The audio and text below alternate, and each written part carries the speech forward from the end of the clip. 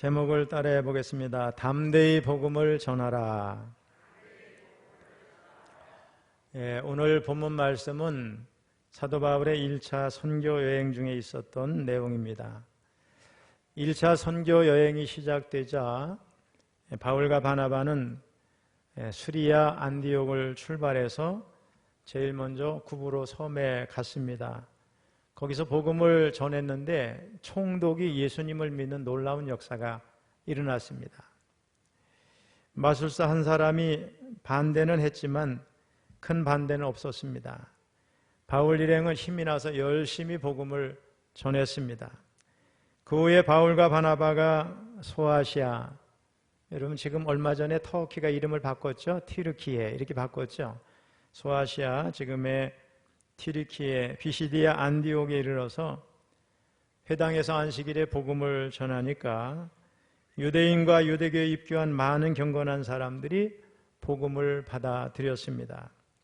그 다음 안식일에는 안디옥의 온 시민이 거의 다 말씀을 듣고자 모여와가지고 인산인해를 이루었습니다. 난리가 났습니다. 그러자 일단의 유대인들이 그 모습을 보고 시기가 가득해서 바울이 전한 말씀을 반박하고 비방을 했습니다. 이로 인해서 결국 유대인이 아닌 이방인들에게 복음이 전해지게 됐고 복음 전도는 성공적이었습니다. 이방인들이 복음을 듣고 너무너무 기뻐하며 즐거워했습니다. 하나님의 말씀을 찬송하고 성경에 나오는 표현대로 하면 영생을 주시기로 작정된 자는 다 믿었습니다. 그리고 주의 말씀이 그 지방에 두루 퍼졌습니다. 그러자 유대인들이 이제 사도들을 반대해서 그 지역의 경건한 귀부인들 또 신의 유력한 자들을 선동해서 바울과 바나바를 박해하고 그 지역에서 쫓아냈습니다. 그래서 결국 두 사람은 그곳을 떠나 오늘 본문 내용에 있는 이고니온으로 오게 됐습니다. 본문 1절을 보면 이고니온에 도착한 바울과 바나바는 이번에도 유대인의 회당에 들어가서 복음을 전했는데 많은 유대와 헬라 사람들이 복음을 받아들였습니다. 우리 1절을 읽어봅니다. 시작. 이에 이고니온에서 두 사도가 함께 유대인의 회당에 들어가 말하니 유대와 헬라의 허다한 무리가 믿더라. 이고니온은 비시디아에서 120km 정도 떨어진 도시인데 헬라인들이 아주 비옥한 고원지대에다 세운 도시고 나중에는 로마의 하드리안 황제에 의해서 식민지화됐습니다. 현재 튀르키예의 이제 상업 도시인데 코냐라는 도시로 지금도 불려집니다. 그곳 역시 비시디아 안디옥처럼 유대인들이 많이 거주했고 회당을 중심으로 유대인들이 신앙생활을 했는데 그곳에 가서 복음을 전한 것입니다. 여기 두 사도라고 하는 표현이 나오죠. 바울과 바나바를 지칭하는 말인데 사도행전에서 12 제자가 아닌 예수님의 추종자들에게 사도라는 명칭이 붙여진 것이 여기가 처음입니다. 사도 바울은 그의 서신에서 끊임없이 자신이 사도라고 사도권을 주장하고 있는데 사도행전의 저자 누가가 바울과 바나바에게 이런 사도의 칭호를 적용시킨 사실은 바울과 바나바가 사도로 인정받을 만한 그런 위치에 있었다는 것을 말해주고 또 사도란 말이 예수님의 12제자 외의 사람에게도 사용됐을 것이라는 추측을 하게 합니다. 아마도 바울과 바나바는 비시디아 안디옥에서와 마찬가지로 안식일 예배에 참여하기 위해서 회당에 들어갔을 겁니다. 오늘 본문에는 그들이 어떤 설교를 했는지 나오지는 않지만은 안디옥에서 전했던 내용을 그대로 전한 것으로 보입니다. 여러분 복음의 내용이 달라지는 건 아니니까 안디옥에서 전했던 내용을 그대로 전했을 겁니다. 어쨌든 두 사도가 복음의 메시지를 전하니까 안디옥에서처럼 유대인과 헬라인 구별 없이 많은 사람들이 예수를 믿고 기독교로 개종하는 현상이 일어났습니다. 그러나 사도 바울이 복음을 전하는 곳마다 유대인들이 늘 힘들게 했던 것처럼 예외가 아닙니다. 여기 이고니온에서도 똑같은 일이 일어났습니다. 2절을 읽어봅니다. 시작. 그러나 순종하지 아니하는 유대인들이 이방인들의 마음을 선동하여 형제들에게 악감을 품게 하거늘. 여기 순종하지 않은 유대인들은 바울과 바나바가 전하는 복음을 받아들이지 않는 유대인들을 말합니다. 불신앙의 유대인들이죠. 유대인이 바울과 바나바의 반대자로 언급이 된 것은 우리 비시디아 안디옥과 거의 같은데 우리 13장 45절을 읽어봅니다. 시작. 유대인들이 그 무리를 보고 시기가 가득하여 바울이 말한 것을 반박하고 비방하거늘. 유대인들은 이방인들의 마음을 선동했어요. 유대인들은 바울과 바나바의 설교를 받아들이지 않은 것은 물론이지만은 이방인들을 선동해서 아주 집단적으로 공격적인 태도를 보이게 했고, 남도 예수 못 믿게 한 거죠. 자신들이 안 믿은 정도가 아니라 다른 사람들도 예수 못 믿도록 복음을 받아들이지 못하도록 방해를 한 것입니다. 우리 구브로의 마술사가 바울이 전한 복음을 총독이 받아들이지 못하도록 방해한 내용이 우리 13장 8절에 나오는데 한번 읽어봅니다. 시작. 이 마술사 엘루마는 이 이름을 번역하면 마술사라. 그들을 대적하여 총독으로 믿지 못하게 힘쓰니. 이렇게 유대인들은 오늘 성경에 있는 걸 보면은 형제들에게 악감을 품었어요. 여기 1절에 형제들 이런 말이 나오죠. 이거 기독교인을 가리키는 말인데, 이방인이든 유대인이든 복음을 받아들인 사람을 사도 바울이 늘 형제들 이렇게 표현을 하고 있습니다.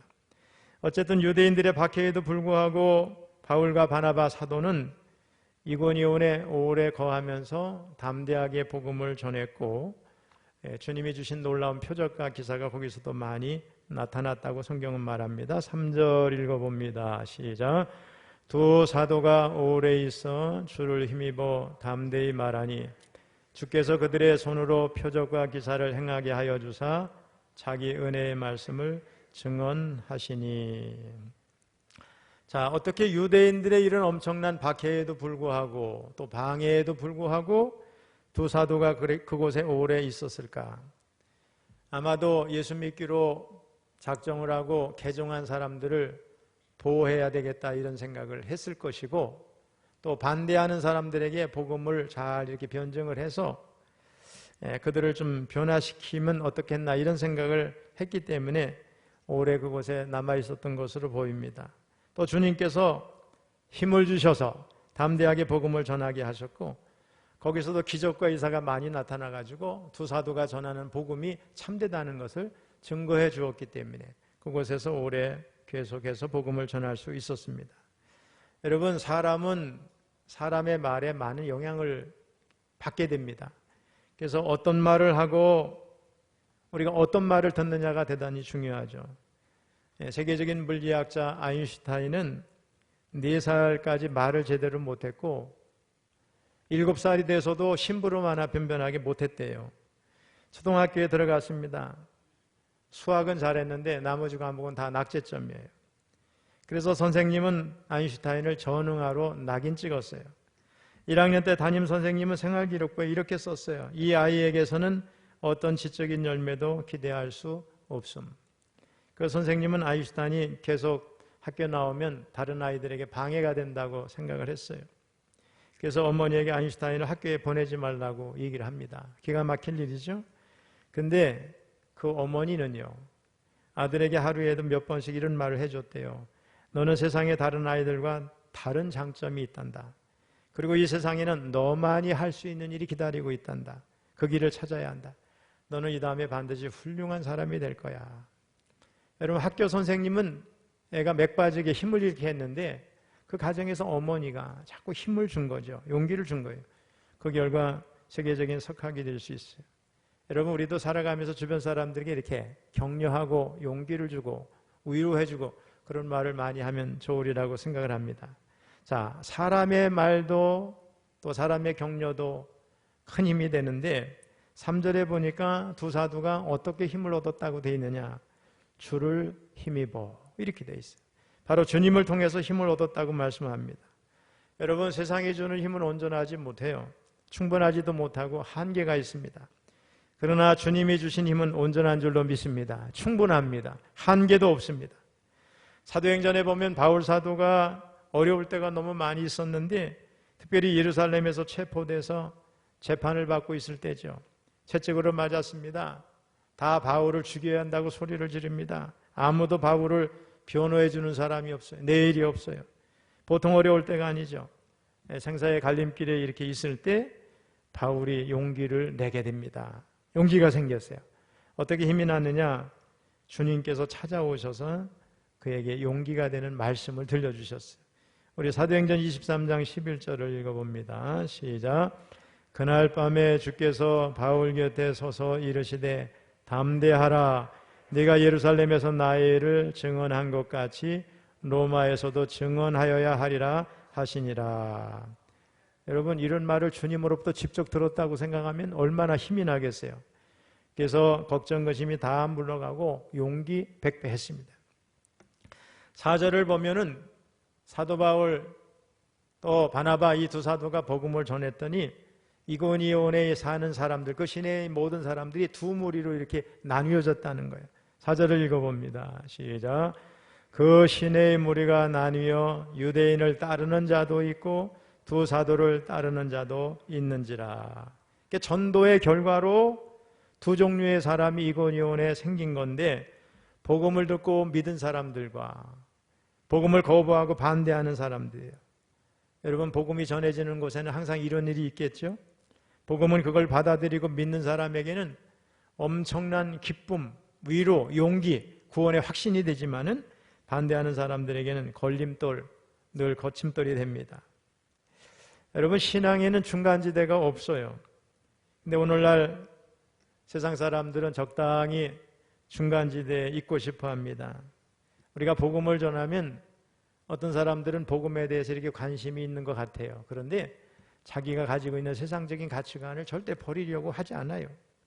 또 어떤 사람은 하나님을 따르고 싶어 하면서도 세상의 불신의 문화를 버리고 싶지 않은 거예요.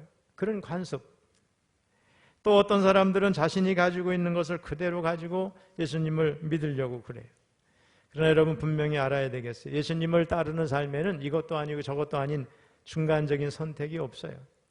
예수님을 따르는 삶은 항상 빛이든 어둠이든 하나를 선택해야 될 줄로 믿습니다. 복음은 타협할 수 없어요. 흔히 사람들은 이 세상을 이분법적으로 나눌 수 없다고 말합니다. 여러분, 흑백 논리는 우리가 피해야 되겠죠? 옳은 건 아니죠. 그러나 이분법이 아예 의미가 없는 건 아니겠죠. 특별히 선택에 있어서 이거냐 저거냐를 선택할 때 이분법은 아니라도 최소한 최선 아니면 차선을 선택해야 되잖아요. 우리가 살아가면서. 또 최악이 아니면 차악을 선택해야 할 순간도 있어요. 그런데 모든 선택에는 대가가 따릅니다. 똑같은 복음을 전해 듣고도 어떤 사람은 이것을 받아들여서 구원받고 영생을 얻는 사람이 있는가 하면, 어떤 사람은 이것을 배척해서 일생일대의 기회를 놓쳐버리고 맙니다. 이런 일이 이고니온에 있어서 나타난 겁니다. 복음에 순종하고 구원받는 자들이 있고, 사도들이 싫어서 이방인들을 선동해서 악감을 품게 하는 사람들이 있었어요. 자, 마침내 본문에 보니까 두 사도에게 또 올 것이 왔는데, 유대인들의 선동을 받은 사람들이 돌로 치려고 달려들었어요. 할 수 없이 이고니온에서 루스드라 더베 지역으로 두 사도가 피할 수밖에 없었습니다. 이 동네에서 너희가 박해하거든, 이 동네에서 너희를 박해하거든 저 동네로 피하라. 이게 예수님의 말씀인데, 사도들이 이 말씀을 아마 알고 있었다면 그 말씀에 순종해서 복음 전도의 터전을 옮긴 거죠. 우리 5절 6절을 읽어보겠습니다. 시작. 이방인과 유대인과 그 관리들이 두 사도를 모욕하며 돌로 치려고 달려드니 그들이 알고 도망하여 루가오니아의 두 성 루스드라와 더베와 그 근방으로 가서. 여기서 관리들은 바울과 바나바를 박해하는 세 번째 부류의 사람들인데, 그 지역을 통치하는 지도자들입니다.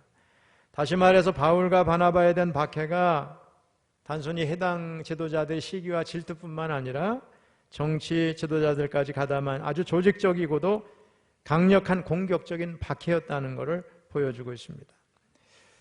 유대인과 관리들이 두 사도를 모욕했어요. 모욕이란 말은 무례하고 모욕적인 언사를 말하죠. 앙심을 갖고 막 조롱하고 학대한 거죠. 이것은 육체적으로 상해를 입히는 폭력 행위가 아니라 경멸하는 어투와 마음을 가지고 상대를 괴롭히는 거예요. 또 두 사도를 돌로 치려고 달려들었어요.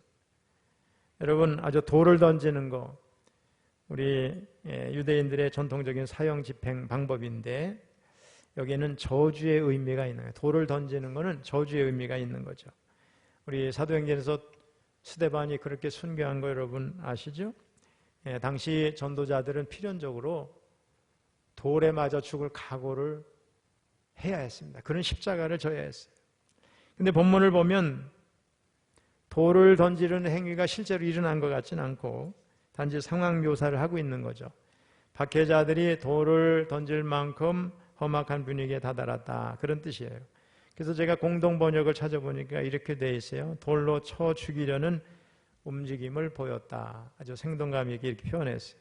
자, 마지막 7절을 보면 이고니온에서 루스드라와 더베 지역으로 도망한 두 사도가 거기서 다시 복음을 전하는 걸 볼 수가 있어요. 자, 7절을 읽어봅니다. 시작. 거기서 복음을 전하니라. 6절에 보면 바울과 바나바가 뭐라 해요? 도망했다고 그랬죠. 여러분, 도망했다, 이게 상황이 너무 급한 것을 표현한 그런 이제 표현이죠. 복음에 대한 열정이 식어진 것도 아니고 없어진 것도 아니죠. 단지 박해자들을 피해서 전도 구역을 이렇게 잠시 옮겨갔다, 이렇게 생각을 하면 되겠습니다. 그래서 도망했다 이런 표현보다는 좀 피했다 이런 표현이 더 적절하지 않을까 이렇게 생각을 합니다. 여러분, 때로는 우리가 복음을 전하다가 어려움을 당할 수가 있겠죠. 그러면 내가 여기서 순교해야지 이런 마음을 갖기보다는 잠시 피해서 다른 기회를 보거나, 아니 너무 완악하면 다른 사람에게 복음을 전하면 되지, 이런 마음을 가질 필요가 있다고 생각합니다. 자, 우리가 알아야 될 게 뭐냐? 복음은 우리가 전하지만은 복음 전파의 주체는 하나님이셔요. 그래서 영생을 주기로 작정된 자가 있을 거예요. 하나님이 다케이 가신 사람이 있을 거예요. 그 사람에게 복음을 전하는 자로 우리를 쓰시는 거예요. 할렐루야. 그러니까 나는 하나님의 선교, 그러니까 미셔 데이에 하나님의 선교, 하나님의 선교에 내가 참여하는 거예요. 복음 전파의 주체가 내가 아니고 누구라고요? 하나님이시라는 거예요. 만일에 복음 전파의 주체가 우리라고 하면 우리가 전한 대로 예수 안 믿고 핍박을 받으면 우리 절망해야 맞잖아요. 그런데 그건 절망이 아니고 아직 때가 되지 않았거나 또 누군가가 또 그 사람에게 복음을 전해서 그 마음을 열기를 하나님께서 기다리고 계신다, 이렇게 마음을 먹으면 되리라고 생각합니다. 그래서 우리가 복음을 전했는데 어떤 사람이 너무 완악하면 조금 기다리자, 같이 논쟁해가지고 복음의 권위를 훼손하지 말고 조금 기다리자, 이런 마음을 가져야 될 줄로 믿습니다. 그러니까 하나님 앞에 맡기는 거예요. 우리가 전하고 누구에게? 하나님 앞에 맡기면 때가 되면 누가 거두세요? 하나님이 거두세요.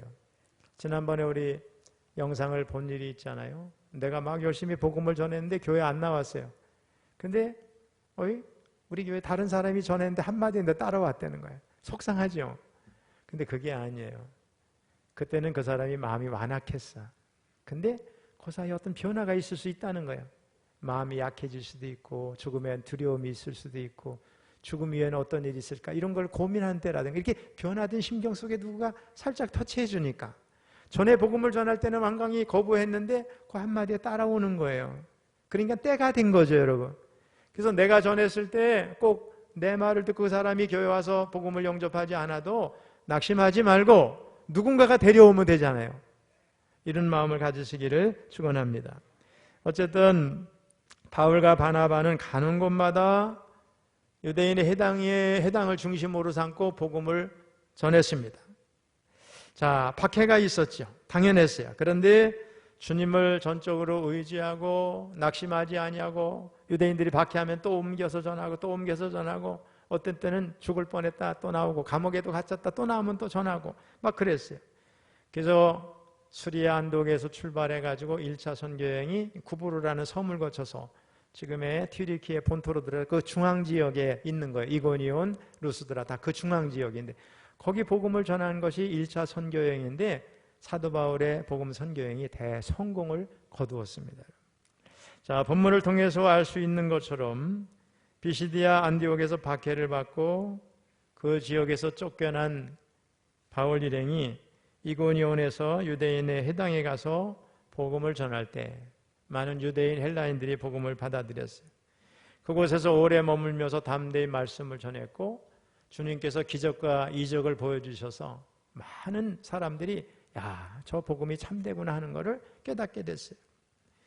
또 그곳에 복음에 대해 호의적인 사람들이 있었지만은 믿지 않은 사람들이 있었어요. 특별히 이방인들이 있어서 또 유대인들이 있어서 서로 선동하고 그래서 악감정을 품게 하고 결국은 그 도시가 나뉘어지게 되죠. 바울 사도를 따르면서 복음을 받아들여서 구원받는 사람이 있게 되고 바울 대적하면서 복음을 방해하는 사람, 다른 사람들도 못 믿게 하는 사람들도 나뉘어졌는데 심지어는 바울과 바나바를 모욕하면서 돌로 치려는 상태까지 가게 됐어요. 결국은 루스드라 더베 그 지역으로 도피해서 거기서도 또 복음을 전하는 모습을 볼 수가 있습니다. 여러분들이 복음을 전할 때 여러분에게 호의적인 사람도 있지만은 악감정을 가지고 있는 사람도 있다는 거 인정하시길 바랍니다. 근데 그게 여러분 때문이 아니고 뭐예요? 그 사람이 복음을 받아들일 준비가 아직 구원받을 준비가 안 돼 있는 거예요. 그러니까 우리는 거기에 낙심할 필요가 없고 내가 하나님의 선교에 지금 동참하고 있다. 이런 마음을 가지시기를 주님의 이름으로 축복합니다. 사도 바울 일행은 어느 도시에 가든지 이런 일이 항상 있었어요. 그러나 낙심하지 아니하고 또 일어나서 복음을 전하고 또 옮겨서 복음을 전하고 왜 그랬어요? 이 복음이 생명을 가져다주는 능력이 된다는 걸 알았기 때문에 그렇습니다. 놀라운 사실은 뭐냐? 복음이 전파되는 곳마다 박해가 있었는데 결과적으로는 복음이 어떻게 됐어요? 확산되는 결과가 한 번도 예외 없이 일어났다는 걸 우리가 알 수 있습니다. 자, 이러한 현상은 바울이 복음을 전할 때만 있는 게 아니고 오늘날에도 똑같습니다. 항상 두 가지 반응이죠. 복음을 받아들이는 사람도 있고 거절하고 박해하고 반대하고 또 시기하고 그런 사람들이 있다는 것을 여러분 이해하시기 바랍니다. 우리 10월 16일이 우리 교회 총동원 전도 주일이에요. 이번에도 우리 많은 사람들이 전도돼서 구원받는 역사가 있기를 바랍니다. 여러분 남의 일이 아니고 우리 일입니다. 우리 한국교회, 우리 감리교회, 우리 교회가 이 일에 다 최선을 다해야 돼요. 다시 교회가 일어서야 돼요. 다시 회복돼야 돼요. 이번 기회에 우리 교회가 코로나19 이전 상황으로 회복됐으면 좋겠습니다. 특별히 우리가 전하는 복음의 내용이 생명이신 예수 그리스도예요. 이 복음을 받아들이는 사람은 구원받는 거예요. 이 복음을 받아들이지 않는 사람은 언젠가 또 기회가 있겠죠. 그러나 없다면 마지막이라면 그 사람은 지옥 가게 되는 거예요. 그렇다면 내가 전하는 이 복음은 생명을 살리는 일이에요. 얼마나 귀한 일이에요, 여러분.